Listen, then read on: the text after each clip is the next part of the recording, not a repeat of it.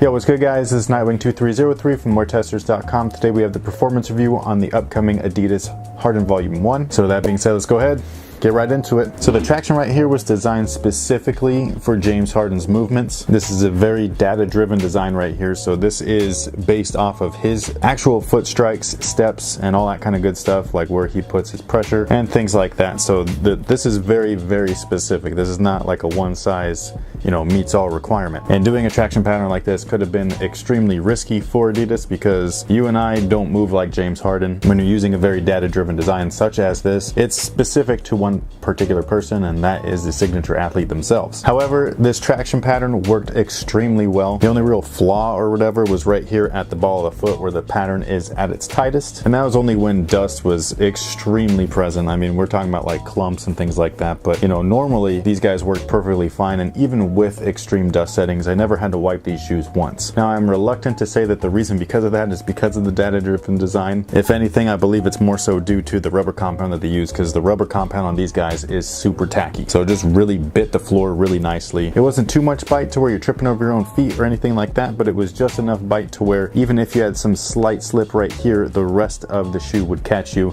and you'd be good to go and, go on your way. So I was very impressed and very pleased. Traction on these guys, on point. Now boost is back and it's lower than ever. I mean that quite literally. This is the lowest slab of boost that we've had on a basketball shoe so far today, at least to my knowledge. So what you're getting with these guys is the closest to the ground feel, what's also known as court feel. It improves stability, your own sense of balance, and makes your first step that much quicker because you're not sinking into the cushion. You're actually just kind of like right then and there, and it's just all reaction. Now this type of setup is great for guards, James Harden being one of them, so obviously this is something that he's going to prefer. However, it doesn't sacrifice on impact protection because of the fact that they do use boost full length. Boost is the most impactful. Is that for real? Like, is that like a real thing? Impactful. No, absorbent. Boost is the most absorbent foam that we have on the market today, maybe with the exception of Micro G, but inch for inch, Boost is the most absorbent between the two. So like I said, you're getting the greatest amount of court feel with the greatest amount of impact protection without losing that court feel, and a lot of guards are really going to enjoy it. This is a shoe that I really enjoyed as well. I do prefer a little bit more cushion than this for when I'm on the court for long term, so past 3 hours, but for the 3 hour mark and less, I mean, these guys were pretty much good to go. The Boost is also caged on the lateral side, so it's stable and everything. You're not going to topple over. It doesn't hinder anything because it is able to expand through the medial side, which is great. But if you are expecting that plush underfoot boost, this is not that. Okay, so that's where the crazy explosive will come in. This is court feel with impact protection. That's like the best way that I could describe it. Court feel, impact protection, Harden 1.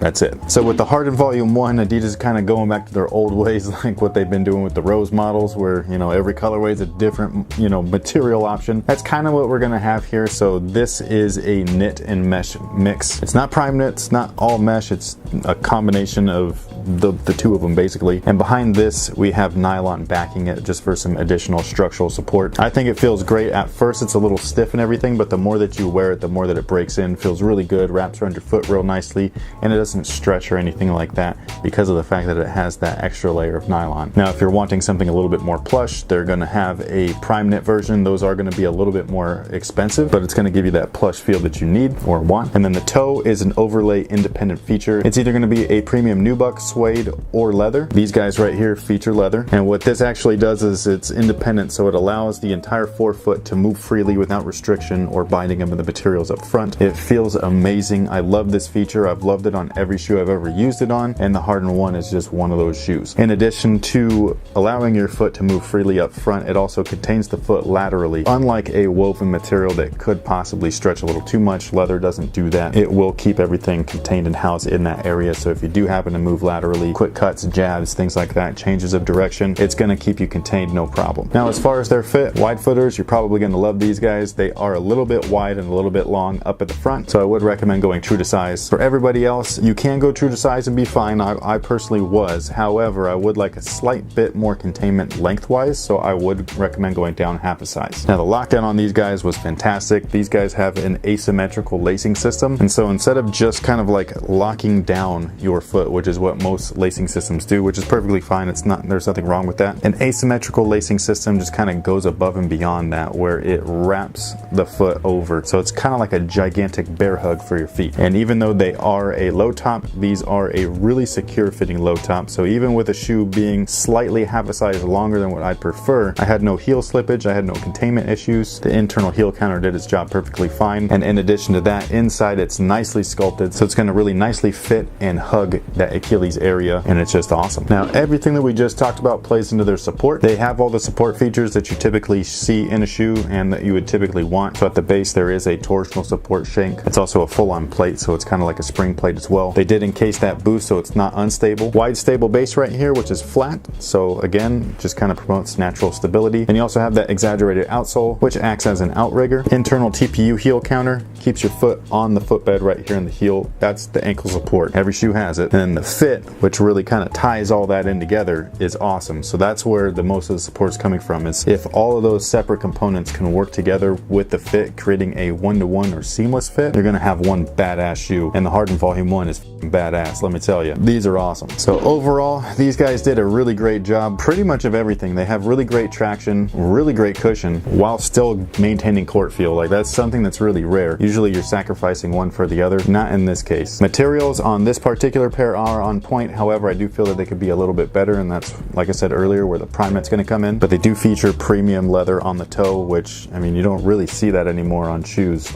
anywhere. So yeah, overall, I really enjoyed this shoe. I think that they really hit it out of the park. It's kind of like the Crazy Light, but just better in all aspects. These guys fit a little bit nicer in the heel area, so that's something that I know a lot of people were complaining about with the Crazy Light 2016. I don't think you're going to be complaining about that with these guys here. And that pretty much takes care of it. Thank you so much for watching. Thanks for all your support. If you have any questions that I didn't answer in the performance review, let me know down below in the comment section. If you're interested in anything like their scores, their price, their weight, all that kind of good stuff, link will be in the description box below. It'll head you over to weartesters.com. Thank you so much again, and until next time, guys, have a good one.